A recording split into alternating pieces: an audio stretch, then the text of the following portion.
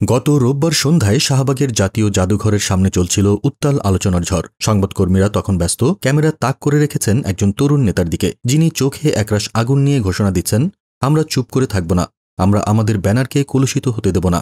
তিনি বৈষম্যবিরোধী ছাত্র আন্দোলনের সভাপতি রিফাত রশিদ, এবং সেই মুহূর্তেই বদলে যায় ছাত্র রাজনীতির গতি। ঘোষণা আসে, সারা দেশের বৈষম্যবিরোধী ছাত্র আন্দোলনের সব কমিটির কার্যক্রম স্থগিত, শুধু কেন্দ্রীয় কমিটি থাকবে সচল। গত শনিবার রাজধানীর গুলশানে ঘটে যাওয়া একটি ঘটনা যেন টার্নিং পয়েন্ট। অভিযোগ, একজন সাবেক নারী সংসদ সদস্যের বাসায় চাঁদাবাজি করতে গিয়ে ধরা পড়েন বৈষম্যবিরোধী ছাত্র আন্দোলনের কয়েকজন নেতা। তাদের সঙ্গে ছিলেন গণতান্ত্রিক ছাত্র সংসদের এক সদস্যও। এই ঘটনায় গ্রেপ্তার হন মোট 5 জন। এই অভিযোগের পরপরই রোববার সন্ধ্যায় জরুরি সংবাদ সম্মেলনে রিফাত রশিদ স্পষ্ট ভাষায় বলেন, আমরা সতর্ক করেছিলাম, আমাদের ব্যানার ব্যবহার করে কেউ অপকর্ম করলে তা মেনে নেওয়া হবে না।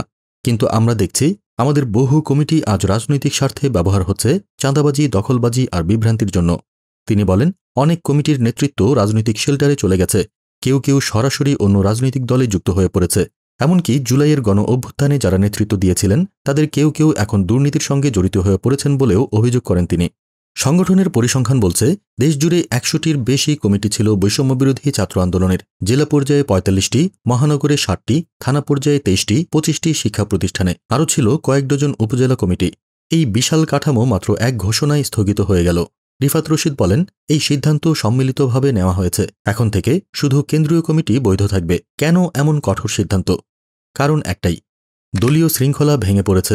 বহু সাবেক নেতা আজ অন্য রাজনৈতিক প্ল্যাটফর্মে, কেউ কেউ বাম ঘরানার ছায়ায়, কেউ আবার ডানপন্থী ক্ষমতাশালী দলের ছত্রছায়ায়।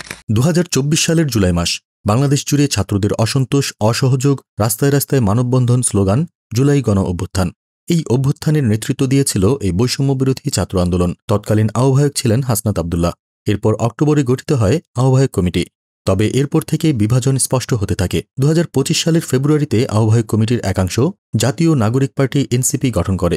এই এনসিপি মূলত ছাত্র আন্দোলনের রাজনীতিকে দলীয় রাজনীতিতে রূপ দেওয়ার একটা বড় পদক্ষেপ। ফলে মাঠ পর্যায়ের কর্মীরা বিভ্রান্ত হয়ে পড়েন। তাদের আসল পরিচয় কি? তারা আন্দোলনের কর্মী না একটি নতুন রাজনৈতিক দলের অংশ? 2025 সালের জুনে গঠিত হয় নতুন কেন্দ্রীয় কমিটি। সভাপতি হন রিফাত রশিদ, সাধারণ সম্পাদক হন মোহাম্মদ ইনামুল হাসান।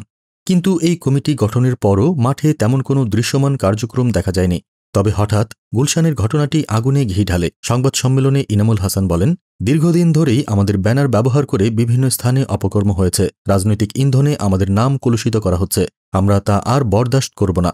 তিনি আরও জানান, সংগঠন হিসেবে বৈষম্যবিরোধী ছাত্র আন্দোলন কখনোই চাঁদাবাজি বা সন্ত্রাসের রাজনীতিকে সমর্থন করে না। সংগঠনের ভবিষ্যৎ এখন কেন্দ্রীয় কমিটির হাতে। রিফাত রশিদ জানিয়েছেন, সংগঠনের কাঠামো নতুন করে গড়তে হবে। আইন শৃঙ্খলা রক্ষাকারী বাহিনীকে আহ্বান জানাচ্ছি, আমাদের নাম ও ব্যানার ব্যবহার করে যারা অপকর্ম করছে, তাদের বিরুদ্ধে কঠোর ব্যবস্থা নেওয়া হোক। এটা কি কেবল এক সংগঠনের সিদ্ধান্ত, নাকি ছাত্র রাজনীতির ভবিষ্যতের দিকচিহ্ন? নতুন করে কি ছাত্র আন্দোলন নিজেদের ঢেলে সাজাতে পারবে, নাকি রাজনীতির দুষ্টচক্রে আটকে যাবে এই সম্ভাবনাময় তরুণ নেতৃত্ব? শাহবাগের সেই সংবাদ সম্মেলন ছিল কেবল এক ঘোষণা মাত্র নয়, তা ছিল একটি স্বীকারোক্তি। ভুল হয়েছে, ব্যবস্থাপনায় ঘাটতি ছিল, অনেকে পথভ্রষ্ট হয়েছেন, কিন্তু আবার গড়ে তুলতে হবে আদর্শের ভিত্তিতে শৃঙ্খলার কাঠামোয়। এখন শুধু সময় বলবে এই সংগঠন ঘুরে দাঁড়াবে কিনা। কিন্তু একটা কথাই স্পষ্ট, বৈষম্যবিরোধী ছাত্র আন্দোলনের আগামী দিনের পথ খুব সহজ হবে না। তাদের সামনে এখন বড় লড়াই, ভেতরের শত্রু, বাইরের রাজনীতি এবং আদর্শের সাথে আপোষ না করার সংগ্রাম।